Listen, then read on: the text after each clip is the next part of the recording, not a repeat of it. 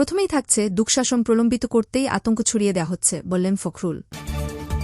এরপর থাকছে বিএনপির সাথে বৈঠকের পরেই হঠাৎ ঢাকা ছাড়লেন পিটার হাস। এই নিয়ে প্রতিবেদনে থাকছে বিস্তারিত। আরও থাকছে বিদেশিদের কাছে মির্জা ফখরুল লাঠিতে ভর দিয়ে নালিশ করতে গিয়েছেন ওবায়দুল কাদের। এবার থাকছে ৭ জানুয়ারি ভোট হয়নি, বানরের রুটি ভাগাভাগি হয়েছে, মঈন খান। সর্বশেষ থাকছে আন্দোলনের সাফল্যবর্ধতা খুঁজতে আবারও তৎপর বিএনপি। শুনলেন শিরোনাম, এবার বিস্তারিত। পুরো খবরটি দেখতে সাথেই থাকুন। দুঃশাসন প্রলম্বিত করার জন্যই রাষ্ট্রের মাঝে ভীতি ও আতঙ্ক ছড়িয়ে দেওয়া হচ্ছে বলে মন্তব্য করেছেন বিএনপি মহাসচিব মির্জা ফখরুল ইসলাম আলমগীর। সোমবার গণমাধ্যমে পাঠানো এক বিবৃতিতে এ মন্তব্য করেন তিনি। মিথ্যা, বানোয়াট ও রাজনৈতিক উদ্দেশ্যপ্রণোদিত মামলায় বিএনপি জাতীয় নির্বাহী কমিটির সদস্য ও দিনাজপুর ৪ আসনের সাবেক সংসদ সদস্য মো. আখতারুজ্জামান মিয়া এবং চিরিরবন্দর উপজেলা বিএনপির যুগ্ম আহ্বায়ক নূরে আলম সিদ্দিকী নয়নের জামিন নামঞ্জুর করে জেলহাজতে পাঠানোর ঘটনায় উদ্বেগ প্রকাশ করে এই বিবৃতি দেন ফখরুল। মির্জা ফখরুল বলেন, বর্তমানে দেশে আইনের শাসন ও সুশাসন নেই বলেই গণতান্ত্রিক সংগ্রামে অংশগ্রহণরত নেতাকর্মীরা ন্যায়বিচার থেকে বঞ্চিত হচ্ছেন। দেশে এক সর্বগ্রাসী অরাজকতা বিদ্যমান রয়েছে। দুঃশাসন প্রলম্বিত করার জন্যই রাষ্ট্রের মাঝে ভীতি ও আতঙ্ক ছড়িয়ে দেওয়া হচ্ছে। তিনি বলেন, ৭ জানুয়ারি প্রহসনের নির্বাচনের মাধ্যমে ক্ষমতা দখল করে আওয়ামী শাসকগোষ্ঠী এখন আরও বেশি বেপরোয়া ও কর্তৃত্ববাদী হয়ে উঠেছে। রাষ্ট্রক্ষমতা টিকিয়ে রাখার জন্য বিএনপি এবং এর অঙ্গ ও সহযোগী সংগঠনসহ গণতন্ত্রমনা বিরোধী দলের নেতাকর্মীদের ওপর নানান কায়দায় দমনপীড়নের মাত্রা বৃদ্ধি করেছে। মিথ্যা ও বানোয়াট মামলায় জামিন নামঞ্জুর করে বিরোধী নেতাকর্মীদের কারাগারে পাঠানোর মাধ্যমে এক জুলুমের সংস্কৃতি তৈরি করা হয়েছে। মো. আখতারুজ্জামান মিয়া এবং নূরে আলম সিদ্দিকী নয়নের জামিন নামঞ্জুর করে কারাগারে পাঠানোর ঘটনা আওয়ামী মাত্রাতিরিক্ত জুলুমেরই ধারাবাহিকতা। ফখরুল বলেন, সারাদেশে প্রতিনিয়ত সরকারের মধ্যে বিরোধী নেতাকর্মীদের জামিন নামঞ্জুরের মাধ্যমে কারান্তরীণ করার ঘটনায় আমি গভীর উদ্বেগ প্রকাশ করছি এবং অবিলম্বে আখতারুজ্জামান মিয়া ও নূরে আলম সিদ্দিকী নয়নের বিরুদ্ধে দায়েরকৃত মিথ্যা মামলা প্রত্যাহার সহ তাদের নিঃশর্ত মুক্তির জোর আহ্বান জানাচ্ছি। হঠাৎ ঢাকা ছাড়লেন পিটার হাস। মার্কিন প্রতিনিধি দলের বাংলাদেশ সফরের মাঝেই ঢাকা ছেড়েছেন রাষ্ট্রদূত পিটার হাস। গতকাল রবিবার দুপুর 2:20 ঢাকা ছাড়েন তিনি। কূটনৈতিক সূত্রে জানা গেছে, ছুটি কাটাতে ঢাকা ছেড়েছেন পিটার ডি হাস। আগে থেকেই ছুটি নেওয়া ছিল মার্কিন রাষ্ট্রদূতের। সেই ছুটি কাটাতেই ঢাকা ছেড়েছেন তিনি। বিমান বাংলাদেশ এয়ারলাইন্সের একটি বিমানযোগে সিঙ্গাপুরের উদ্দেশ্যে হয়রত শাহজালাল আন্তর্জাতিক বিমানবন্দর ত্যাগ করেন তিনি। এর আগে গত শনিবার 3 দিনের সফরে যুক্তরাষ্ট্রের প্রেসিডেন্টের বিশেষ সহকারী ও যুক্তরাষ্ট্রের জাতীয় নিরাপত্তা কাউন্সিলের এনএসি দক্ষিণ এশিয়া বিষয়ক জ্যেষ্ঠ পরিচালক আইলিন লাউবাচার, ইউএসআইডির সহকারী প্রশাসক ও ব্যুরো ফর এশিয়ার কর্মকর্তা মাইকেল শিফার এবং যুক্তরাষ্ট্রের পররাষ্ট্র দপ্তরের দক্ষিণ ও মধ্য এশিয়া বিষয়ক deputy assistant secretary Afrin Akter ঢাকায় আসেন। মির্জা ফখরুল লাঠিতে ভর দিয়ে নালিশ করতে গিয়েছেন ওবায়দুল কাদের। আওয়ামী লীগের সাধারণ সম্পাদক এবং সড়ক পরিবহন ও সেতুমন্ত্রী ওবায়দুল কাদের বলেছেন, আন্দোলনে ব্যর্থতা ও নির্বাচনে না আসার খেসারত বিএনপিকে অনেক দিন দিতে হবে। আমার কাছে অবাক লাগে মির্জা ফখরুল জেল থেকে বের হয়ে মার্কিন প্রতিনিধি দল আসার দিনে লাঠিতে ভর দিয়ে নালিশ করতে গিয়েছেন, অথচ তিনি অসুস্থতার জন্য জামিন পেয়েছেন।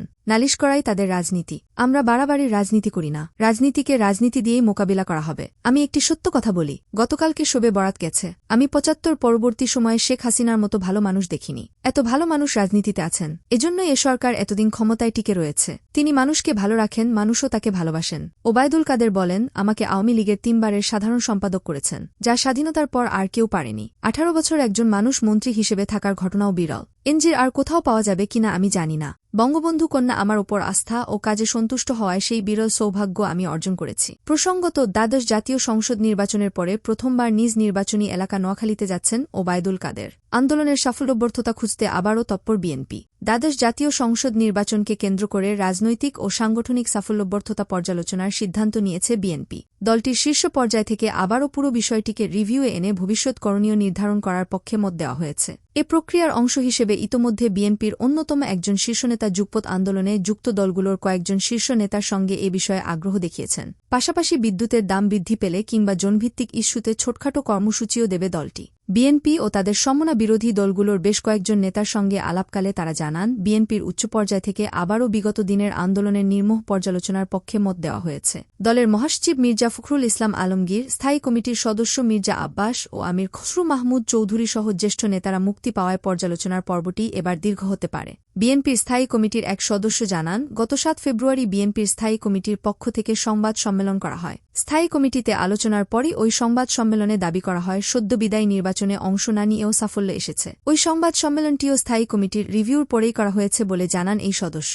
৭ ফেব্রুয়ারি অনুষ্ঠিত সংবাদ সম্মেলনে বিএনপির পক্ষ থেকে বলা হয় ২০১৪ ও ২০১৮ সালের ধারাবাহিকতায় ডামি প্রার্থী, ডামি দল, ডামি ভোটার ও ডামি পর্যবেক্ষকদের সমন্বয়ে মঞ্চস্থ হয়েছে ২০২৪ সালের ডামি নির্বাচন। দেশব্যাপী নজিরবিহীন হুমকি-ভীতি উপেক্ষা করে ভাগবাটোয়ারা নির্বাচনে শতকরা ৫ ভাগেরও কম ভোটার উপস্থিতি একটি সুস্পষ্ট বার্তা দেয়। সংবাদ সম্মেলনে বিএনপি ও ৬২টি গণতন্ত্রমনা রাজনৈতিক দলের নির্বাচন বর্জনের সিদ্ধান্ত সঠিক ও যৌক্তিক বলে দাবি করা হয়। বলা হয়, বিএনপির আবেদনে সাড়া দিয়ে নির্বাচনকে বর্জন ও ফলাফলকে প্রত্যাখ্যানের মাধ্যমে জনগণ প্রমাণ করেছে বিএনপি ও যুগপৎ আন্দোলনের প্রতিটি রাজনৈতিক দলের অবস্থান গণাকাঙ্ক্ষারই প্রতিফলন। স্থায়ী কমিটির সূত্র জানায়, প্রথম দফা রিভিউ শেষে দলের অবস্থান ব্যক্ত করা হলেও ব্যর্থতার খতিয়ান মূলত চিহ্নিত করা যায়নি। বিশেষ করে মহাসচিব সহ কয়েকজন সদস্য কারাগারে থাকায় দলের সব পক্ষের অবস্থান উঠে আসেনি। এক্ষেত্রে মির্জা ফখরুল ও আমির খসরু ও মির্জা আব্বাস মুক্তি পাওয়ার পর শীর্ষ পর্যায়ে আবারও রিভিউ করার প্রয়োজনীয়তা ব্যক্ত করা হয়। এ বিষয়ে স্থায়ী কমিটির সদস্য সেলিমা রহমান বাংলা ট্রিবিউনকে বলেন, রিভিউ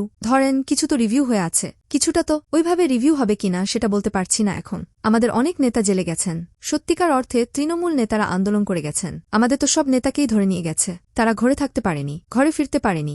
এখনও অনেকে ঘরে থাকতে পারছেন না। দলীয় সূত্র জানায়, দুটি কারণে ফের রিভিউ করার পক্ষে মত দিয়েছে শীর্ষ নেতৃত্ব। প্রথমত, রাজনৈতিক ও সাংগঠনিক কারণ রয়েছে। ঠিক কী কারণে ২০১৪, ২০১৮ এবং সর্বশেষ চলতি বছর অনুষ্ঠিত দ্বাদশ জাতীয় সংসদ নির্বাচনে কিভাবে আওয়ামী লীগ ক্ষমতায় গেছে, কোন প্রক্রিয়া অবলম্বন করেছে। আন্দোলন তীব্রতর হলেও শেষ মুহূর্তে বিএনপির আন্দোলন কেন ব্যর্থতার পরিচয় দিয়েছে। ২৮ অক্টোবর থেকে সিনিয়র অনেক নেতার পলায়ন পরত্তা, এসব বিষয় অনুসন্ধান করা। দ্বিতীয়ত, সত্যিকার অর্থে একটি চিত্র বের করে আনা। বিরোধী দলগুলোর কোনো নেতা মনে করেন প্রকৃত চিত্র বিএনপি কিভাবে বের করবে। ২০২৯ সালের ২৯ জুলাই থেকে বড় যেসব কর্মসূচি এসেছে সবই তো শীর্ষ নেতৃত্বের নির্দেশনায়। এক্ষেত্রে পর্যালোচনার ফলাফল কতখানি সামনে আসবে। দলের প্রভাবশালী একটি দায়িত্বশীল সূত্রের দাবি, সাংগঠনিক মূল্যায়নের মধ্যে তৃণমূলের আন্দোলনের অংশগ্রহণের বিষয়টি গুরুত্বপূর্ণ। আসন্ন উপজেলা পরিষদসহ স্থানীয় সরকার নির্বাচনে তৃণমূলের অংশগ্রহণ নিয়ে শীর্ষ পর্যায়ে আলোচনা হয়েছে। এক্ষেত্রে দলের পক্ষ থেকে ভূমিকা পালনের সিদ্ধান্ত নেওয়া হয়েছে বলে দাবি করে সূত্রটি। প্রসঙ্গত, গত জানুয়ারির শেষ দিকে স্থানীয় সরকার নির্বাচন নিয়ে দলের বিশেষজ্ঞদের কাছ থেকে লিখিত প্রস্তাবনা নেন তারেক রহমান।